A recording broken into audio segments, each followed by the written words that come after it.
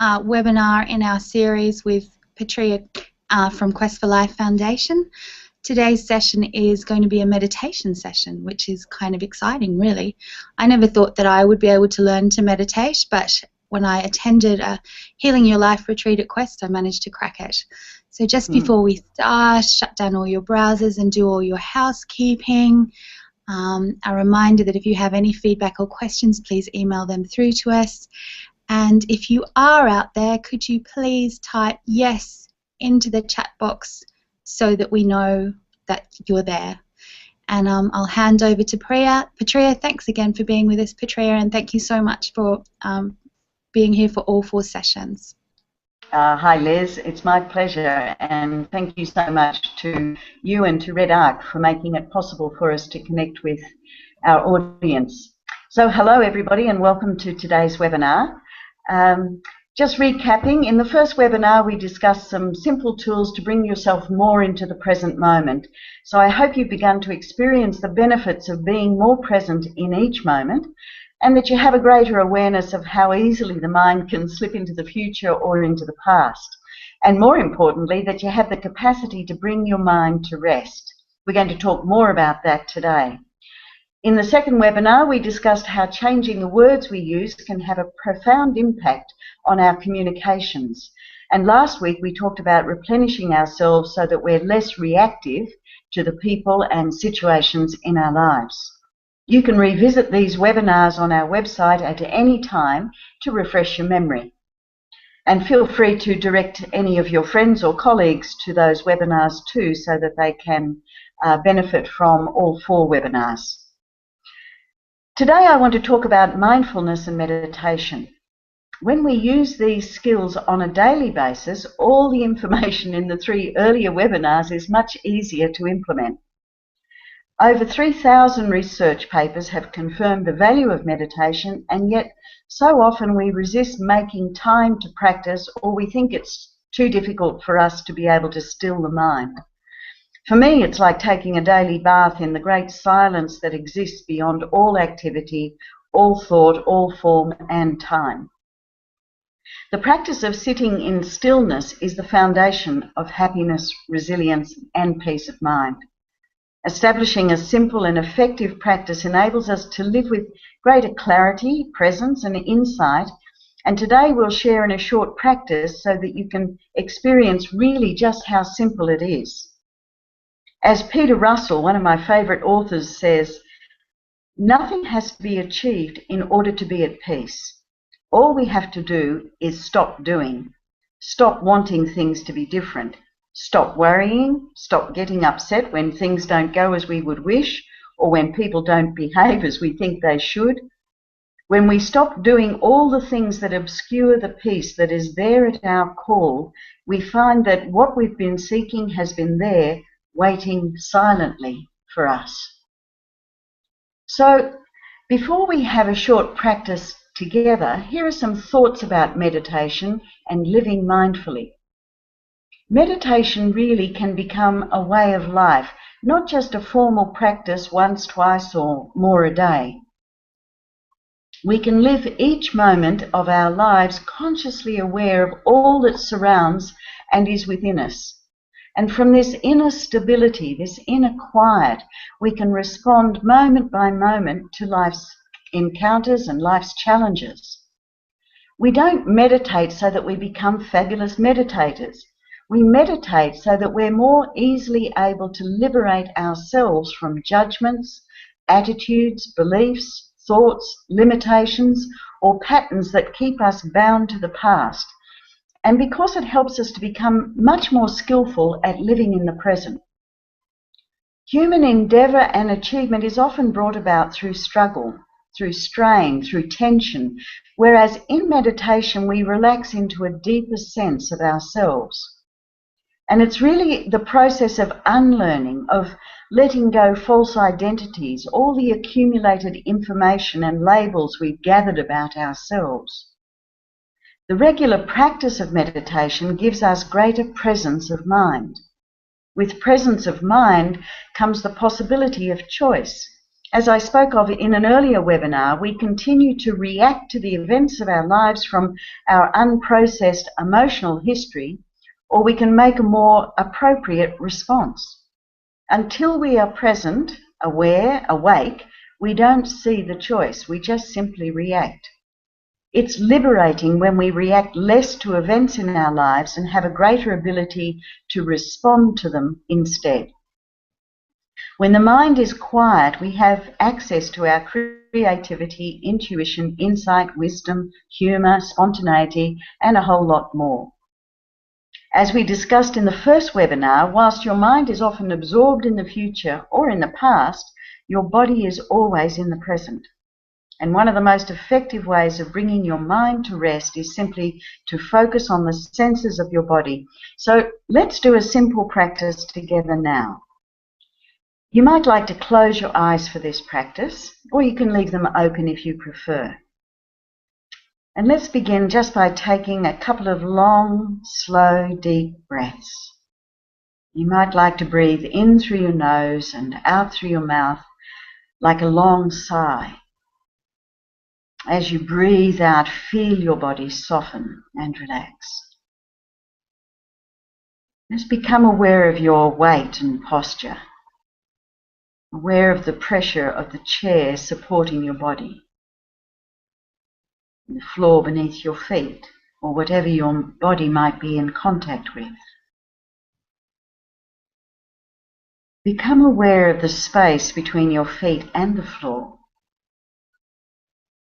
Aware of the touch of your clothing against your skin. Notice its texture, the temperature that your clothing helps create. Notice how your clothing moves against your skin as you breathe. Feel the soft touch of air against your hands, your cheeks. Become aware of all of the sounds within and outside the space you're in.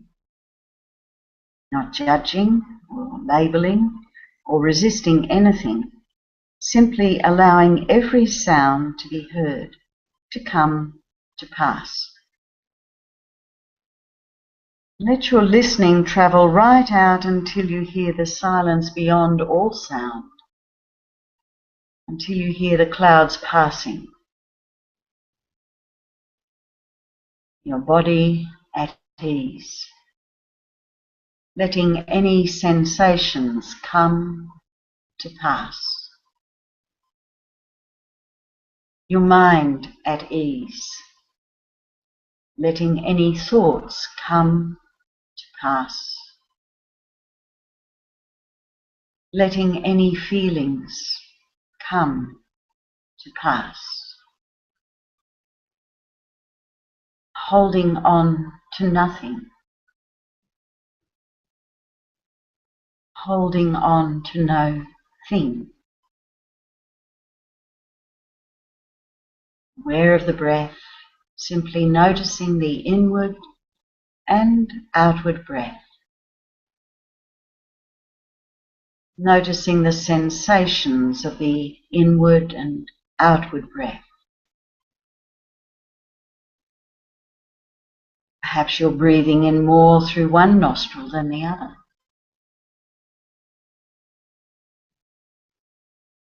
Notice the difference in temperature between the inward and outward breath as the air is warmed by your body.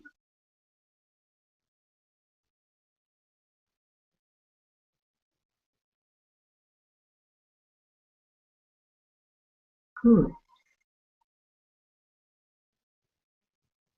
It's not a challenging or difficult process. It's simply about coming back to the world of what is, because the mind has a tendency to take us into the future, into the world of what isn't, or into the past which we can't change. In time, meditation enables us to live more by our intuition, that inner sense of how to be, what to do, where to go, when to speak, when to reach out and touch, when not to, when to stay silent, when to use humour, stay with the anguish, say nothing, or speak. Intuition really is our greatest guide for living skillfully. In meditation, as the mind begins to quieten and becomes more peaceful, so your body relaxes. Meditation is the state of simply being. It has no religious connections or context, though it may be a profoundly spiritual experience. We see the benefits of meditation in our lives through increased clarity and joy, spontaneity. Our creativity increases. We have greater access to wisdom, to compassion, to our own sense of confidence, our vitality and humour. One of the most powerful tools for change is meditation. There are many techniques that different people promote. Some believe theirs is the best or the highest, but the best technique is the one that works for you. There is no right technique, no higher or lower technique, nor is there one teacher. There are as many techniques and teachers as there are people. Allow yourself the freedom to find the right technique, the right teacher for you. The technique isn't meditation, it's the tool we use to lead us into the state of meditation. And avoid falling into the trap of believing that meditation is difficult or requires long practice to become effective. Quite quickly, you'll begin to experience the benefits of living more mindfully. You'll notice a certain calmness in your attitude. Things that used to distress you become less consequential as you begin to see that everything is unfolding in its own perfect way. Your memory will improve, your powers of concentration will heighten, and you'll find you're more able to accomplish far more in your day than you ever thought possible. You may find you need less sleep, because 10 minutes of meditation is the equivalent of 2 hours of deep sleep. You'll find your sense of humour returning in full force, as will your spontaneity and creativity, and increased confidence in yourself. If meditation is to prove valuable in your life, you need to give it the priority it deserves. You'll never find time to meditate. You need to make time. And we discussed this in an earlier webinar too, about managing our time. It's preferable to practice meditation sitting comfortably upright in a chair or on the floor, because there's a tendency to fall asleep if you lie down and focus on relaxing. If you're seeking to set aside formal times for meditation, the very best times of the day are at sunrise and sunset, but don't let that stop you from just practicing it in every moment by coming to your senses. Functional MRIs clearly show the biological changes that occur in people that meditate regularly.